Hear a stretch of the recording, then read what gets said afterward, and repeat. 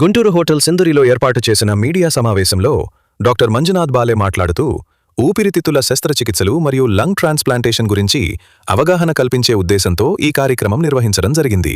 ఊపిరితిత్తుల శస్త్రచికిత్సలు అత్యంత సంక్లిష్టమైన వాటిలో ఒకటి. అయితే robotic surgery, VATS, video assisted thoracoscopic surgery వంటి తాజా సాంకేతికతలతో ఫలితాలు గణనీయంగా మెరుగుపడ్డాయని, చిన్న కోతలు, పక్కటెముకలు విరగొట్టాల్సిన అవసరం లేదు, శస్త్రచికిత్స తర్వాత నొప్పి తక్కువ, త్వరగా కోలుకుని సాధారణ జీవితంలోకి తిరిగి రావటం చాలామంది రోగులు ఒక వారంలోపు, కొన్ని శస్త్రచికిత్సల్లో 4 రోజుల్లోనే తిరిగి పనిలోకి వెళ్లగలుగుతున్నారు అని అన్నారు. ఫస్ట్ ఆఫ్ ఆల్ ఏమంటే లంగ్ ట్రాన్స్ప్లాంట్ ఎలా జరుగుతుంది అనేది ఒక నార్మల్ ప్రక్రియ చెప్తాను. ఒక పేషెంట్కి ఎప్పుడు లంగ్ ట్రాన్స్ప్లాంట్ అవసరం పడుతుంది అని డిసైడ్ అయితే పేషెంట్కి మనం హాస్పిటల్ దగ్గరనే ఉండని చెప్తాము, అంటే ఎక్కడైనా ఇల్లు తీసుకొని ఉండని చెప్తాము. అది చాలా రకరకాల టెస్ట్ ఉన్నాయి. ఆ టెస్ట్ అన్నీ చేసుకుని ఈ పేషెంట్ ఫిట్ ఉందా లేదా అని డిసైడ్ చేస్తాం. ఆ డిసైడ్ చేసి ఓకే మీరు లంగ్ ట్రాన్స్ప్లాంట్ కావాలని చెప్తాము. తర్వాత జీవన్ దాన్ అని ఒక గవర్నమెంట్ ఆర్గనైజేషన్ ఉంటుంది, అది రిజిస్ట్రేషన్ చేస్తాం. ఆ రిజిస్ట్రేషన్ చేసిన తర్వాత జీవన్ దాన్ మెయిన్ ఆర్గన్ ఉంటుంది, అదే ఆర్గన్ డొనేషన్కి ఎవరికి వస్తుంది అని చెప్తారు. తర్వాత ఒక డోనర్ కాల్ వస్తే, నార్మల్గా డోనర్ కాల్ అంటే బ్రెయిన్ డెడ్ డోనర్స్ ఉంటారు కదా, బ్రెయిన్ డెడ్ ఉన్ని ఓకే ఇప్పుడు లేదు పాసిబిలిటీ లేదు లైఫ్కి అని ఇది డిసైడ్ అయితే ఆ పేషెంట్స్ డొనేట్ చేయవచ్చు లంగ్ని. వన్స్ దే డిసైడ్ అప్పుడు మనం ఆ డోనర్ ఆర్గన్ అసిస్టెంట్ చేస్తాను. అంటే ఇప్పుడు లంగ్ బాగుందా లేదా అనేది రకరకాల మళ్ళీ టెస్ట్ ఉంటాయి ఆ డోనర్ మీద కూడా. అది టెస్ట్ అన్ని చేసుకొని ఓకే ఈ డోనర్ బాగుంది, ఈ పేషెంట్కి ఫిట్ ఉంది అని డిసైడ్ అయితే ఆ పేషెంట్ని పిలిచి అప్పుడు మనం ఆ పేషెంట్ కూడా మళ్ళీ ఇన్వెస్టిగేషన్ చేసుకొని ట్రాన్స్ప్లాంట్ ప్రాసెస్ చేస్తాం. చాలా కాంప్లెక్స్ ప్రొసీజర్ ఇది ఇలాంటి ప్రొసీజర్కి మనకి చాలా పెద్ద టీం కావాలి, చాలామంది డాక్టర్స్ కావాలి, సర్జన్స్ కావాలి. మన టీంలో కూడా there are multiple doctors who are there involved. ఇలాగే యశోద హాస్పిటల్లో ఒక మంచి ఒక స్ట్రక్చర్ ఉంది, ఇది అన్ని మొత్తం కోఆర్డినేట్గా జరగడానికి.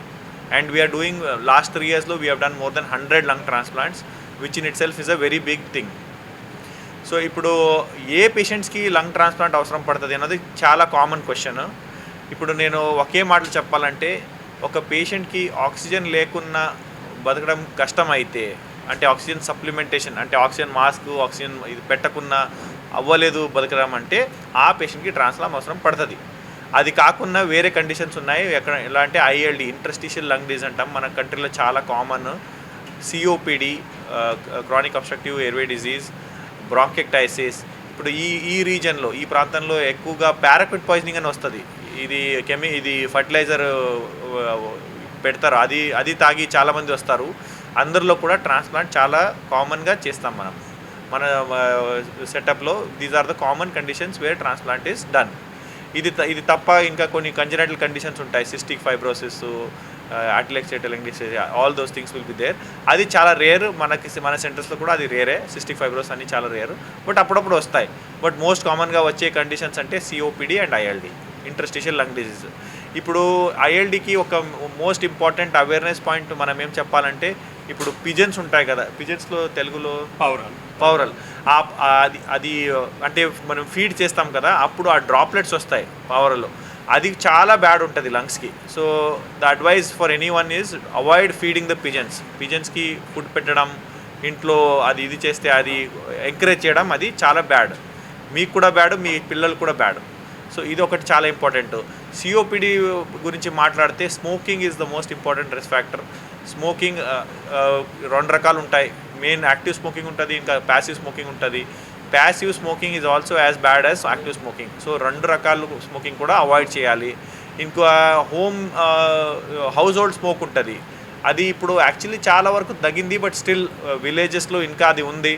That is something we have to worry about. Environmental pollution అంటే అందరూ చూస్తున్నాం, ఇప్పుడు వేడిగా ఉంది పర్వాలేదు, ఒకసారి మళ్ళీ వింటర్ వస్తే మళ్ళీ మనకు అన్నీ కనిపిస్తుంది, అన్ని చోట్ల డస్ట్ అది ఎక్కువ కనిపిస్తుంది.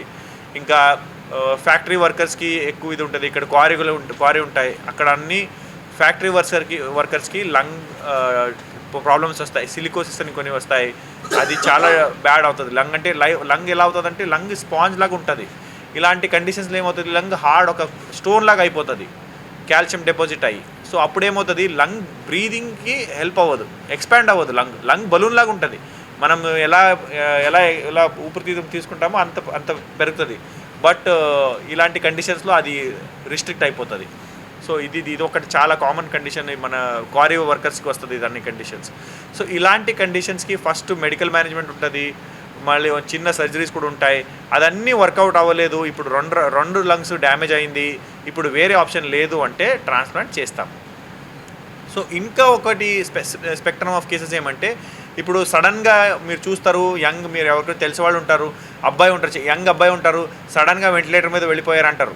2 వీక్స్ బాగానే ఉన్నారు, తిరుగుతున్నారు, ఇప్పుడు సడన్గా వెంటిలేటర్ మీద పోయారు, వైరల్ ఇన్ఫెక్షన్ అయింది అంటారు. వైరల్ ఆర్ బ్యాక్టీరియల్ ఇన్ఫెక్షన్ అయ్యి ARDS, acute respiratory distress syndrome అని ఒక కండిషన్ వస్తుంది. ఆ కండిషన్ వస్తే అప్పుడు ఆ పేషెంట్కి ఫస్ట్ వెంటిలేటర్ పెడతాం.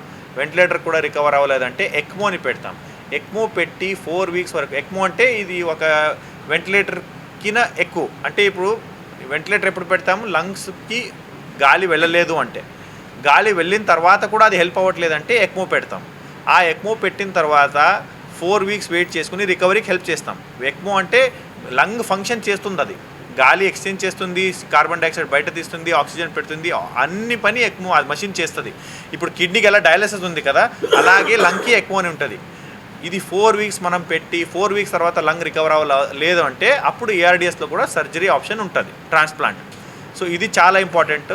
లంగ్స్కి ఎంత సంబంధించి ఎంత ప్రాబ్లమ్స్ ఉంటే కూడా మనకు రకరకాల ట్రీట్మెంట్స్ ఆప్షన్స్ ఉన్నాయి. అడ్వాన్స్డ్ అన్ని టెక్నాలజీ టెక్నిక్స్ అన్నీ ఉన్నాయి మన దగ్గర. ఫర్ ఎగ్జాంపుల్ ఇప్పుడు లంగ్కి కామన్గా వచ్చే కండిషన్స్ అంటే మీకు అందరికీ తెలుసు, క్షయరోగ, టీబీ ఎంత కామన్ అంటే ఇప్పుడు కూడా మన కంట్రీలో ఇంకా పెరుగుతూనే ఉంటాయి, తగ్గలేదు. అంటే government is planning to eradicate TB, but ఇప్పటివరకు ఆ గోల్ ఇంకా మనము we have not achieved. So ఇంకా చాలా టైం పడుతుంది అదన్నీ అవడానికి. ఈ మధ్యలో టీబీ రిలేటెడ్ ఏమేమి ప్రాబ్లమ్స్ ఉంటాయి కదా, అన్ని ప్రాబ్లమ్స్కి ఒక ఎండ్ ఇది వస్తుంది. కొన్ని పేషెంట్స్కి బూజ్ వస్తుంది లంగ్లో టీబీ అయిన తర్వాత, కొన్ని పేషెంట్స్కి మొత్తం లంగే డ్యామేజ్ అయిపోతుంది. ఇప్పుడు లాస్ట్ వీక్ ఒక అమ్మాయి చేసాము, 20 ఇయర్స్ అమ్మాయి, ఒక లంగ్ లేదు ఇప్పుడు ఆ అమ్మాయికి, ఎందుకంటే ఆ లంగ్ మొత్తం డ్యామేజ్ అయింది. ఆ లంగ్ తీసేసి మళ్ళీ మనము వేరే లంగ్ బాగుందని వదిలేసాము. ఇలాగే ఇప్పుడు 2 లంగు డ్యామేజ్ అయితే ఏం చేయాలి, అప్పుడు ట్రాన్స్ప్లాంటే చేయాలి. సో ఇది ఒకటి చాలా కామన్ కండిషన్ మన కంట్రీలో. టీబీ తర్వాత 2 లంగ్స్ డ్యామేజ్ అయ్యి పేషెంట్స్ వస్తారు. ఇంకా ఇప్పుడు మన వెయిటింగ్లో ఒక పేషెంట్ ఉంది, 35 year old అమ్మాయికి 2 పిల్లలు ఉన్నారు. ఇప్పుడు 2 ఇయర్స్ నుంచి ఏం చేయగలిపోతున్నారు, ఇంట్లో వంట కూడా చేయడానికి ఇబ్బంది అవుతుంది, అంత డిఫికల్టీ ఉంది. ఎందుకంటే 2 లంగ్స్ డ్యామేజ్ అయిపోయినాయి టీబీ తోటి, మందులు మంచిగా వాడలేదు, టీబీ మొత్తం డిస్ట్రాయ్ అయిపోయింది. ఇలాంటి కండిషన్స్లో ట్రాన్స్ప్లాంట్ చేయాలి. తర్వాత ఇప్పుడు క్యాన్సర్ సంబంధించింది, లంగ్ క్యాన్సర్ కూడా మనం చాలా కామన్గా చూస్తాము. ఇప్పుడు లంగ్ క్యాన్సర్స్లో చాలా మంచిగా డెవలప్మెంట్స్ అయినాయి. లంగ్ క్యాన్సర్ స్టేజ్ 4 తప్ప అన్ని కండిషన్స్కి చాలా మంచి క్యూర్ ఉంది. స్టేజ్ 4 వస్తే కూడా ఇప్పుడు సర్వైవల్ బెటర్ ఉంది పాతకిన ఇప్పుడు. So this are all the things. ఇప్పుడు లంగ్ క్యాన్సర్కి సంబంధించింది ఎలా అంటే, ఇప్పుడు ఫస్ట్ చిన్న ట్యూమర్ అంటే మాత్రం సర్జరీ చేయాలని ఒకటి నమ్మకం ఉంది, అదొకటే క్యూర్ అవుతుందని. ఇప్పుడు అలా లేదు. ఇప్పుడు ఫస్ట్ కీమోథెరపీ, ఇమ్యూనోథెరపీ అదన్నీ ఇచ్చి కూడా సర్జరీ చేస్తున్నాము. చాలా పేషెంట్స్ తర్వాత కూడా 5 years కూడా ఉంటారు ఈజీగా.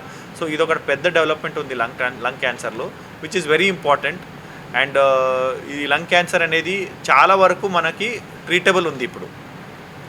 ఈ తర్వాత ఇది కాకుండా మనకి చాలా లంగ్ కండిషన్స్ ఉంటాయి. ఎయిర్ ఉంటుంది లోపల, లంగ్స్లో ఎయిర్ ఉంది, లేదంటే లంగ్స్లో ఫ్లూయిడ్ ఉంది, లంగ్లో పస్ ఉంది అని వస్తారు ప్లూరాలు. సో ఇదన్నీ కండిషన్స్కి సర్జరీ అవకాశం పడుతుంది. ట్రాన్స్ప్లాంట్ కాకుండా రోబోటిక్ వ్యాట్ సర్జరీ అని ఉంటుంది. వ్యాట్స్ అంటే వీడియో అసిస్టెడ్ థొరాకోస్కోపిక్ సర్జరీ, అంటే మినిమల్ ఇన్వేజివ్. ల్యాప్రోస్కోపీ ఎలా పొట్టలాగా చేస్తారు, వ్యాట్స్ అంటే చెస్ట్లో చేస్తాము. రోబోటిక్ వ్యాట్స్ చాలా మంచి డెవలప్మెంట్స్ ఉన్నాయి ఇప్పుడు మన హాస్పిటల్లో. And we have the latest robot to do robotic surgery. ఒక్క ఇంపార్టెంట్ పార్ట్ ఏమంటే, రోబోటిక్ వ్యాట్స్ చేస్తే పేషెంట్ రికవరీ చాలా ఫాస్ట్ ఉంటుంది. ఇప్పుడు అదేంటి సార్ రికవరీ ఫాస్ట్ అయితే ఏమవుతుంది అంటారు. ఇప్పుడు మోస్ట్ ఇంపార్టెంట్ ఏమంటే, ఒక పర్సన్కి మేజర్ సర్జరీ అయిన తర్వాత if is able to do normal activity, మళ్ళీ అది ఒక పర్సన్ లేదు, ఒక హౌస్ హోల్డ్ని మనం సేవ్ చేసినలాగా. ఇప్పుడు యంగ్ అబ్బాయి ఉన్నారు, ఆయన ఫ్యూచరే అది మీద డిపెండెంట్ ఉంటుంది. సో ఇలాంటి మనం యాక్చువల్లీ ఆలోచించి ఎప్పుడైనా డిసిజన్ తీసుకోవాలి. కొన్ని పేషెంట్స్ వస్తారు మనకి, వేరే ప్లేస్లో సర్జరీ అయిందని వచ్చేస్తారు, తర్వాత అది మళ్ళీ మంచి రికవరీ ఉండదు. సో ఇలాంటి కండిషన్స్లో మనం మినిమల్ ఇన్వేజివ్ అథవా రోబోటిక్ చేస్తే చాలా బెటర్ ఉంటుంది, ఎందుకంటే రికవరీ ఫాస్ట్ ఉంటుంది. ఇంకొకటి ఏమంటే క్యూర్ అయిన తర్వాత పేషెంట్ ఒక నార్మల్ లైఫ్ ఉంటారు. అది రెస్పాన్సిబిలిటీ మనది. సర్జరీ చేయడం మాత్రం లేదు, ఆయన ఒక నార్మల్ లైఫ్ ఉండాలి. అది మన చాలా ఐ థింక్ దట్ రెస్పాన్సిబిలిటీ మనం తీసుకుంటాం. అది చాలా పెద్ద విషయం నాకు అనిపించింది.